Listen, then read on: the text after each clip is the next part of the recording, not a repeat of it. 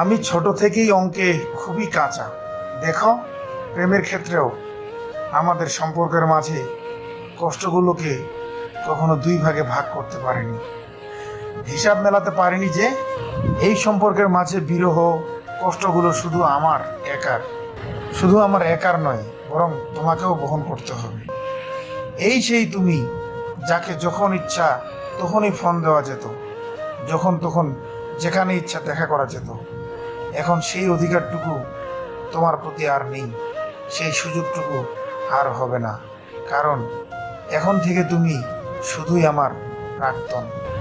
কারণে অকারণে তোমার উপর কখনোই মান অভিমান করতে পারিনি, কারণ আমি জানতাম তুমি সেই অভিমানকে ভালোবাসার ছোঁয়ায় ভাঙাবে না। হয়তোবা মাঝে মধ্যে ঝগড়া করা যেত, এখন আর সেটাও সম্ভব নয়, কারণ তুমি হয়তো এখন অন্য আরেকটা কাউকে নিয়ে ব্যস্ত। আমি শুধুই একাই রয়ে গেলাম। বিচ্ছেদ, হায় বিরহ গাথা প্রেম। যে কোনো সম্পর্কের মাঝে ফাটল ধরায় অন্য কোনো তৃতীয় ব্যক্তি, যার ফলে বিচ্ছেদের গ্লানিতে ভোগে প্রেমিক যুগল। বিচ্ছেদের সামনে প্রেম ভালোবাসার আবেগগুলো শুধুই এক কৃত্রিম পরিস্থিতি।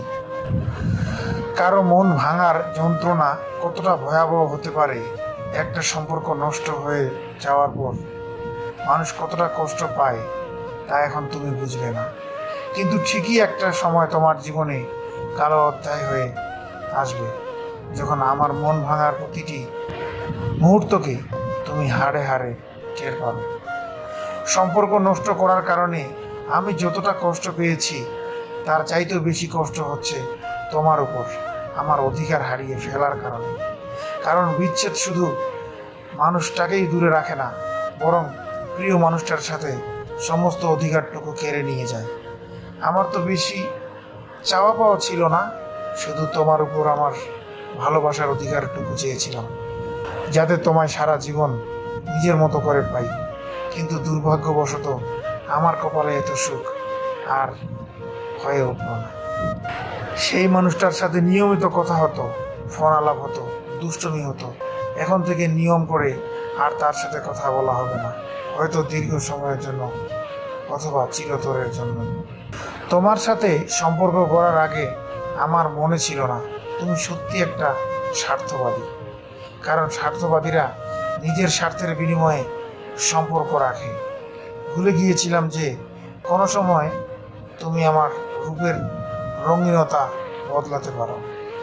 ভুলে গিয়েছিলাম যে কোনো সময় তুমি আমার রূপের রঙিনতা বদলাতে পারো।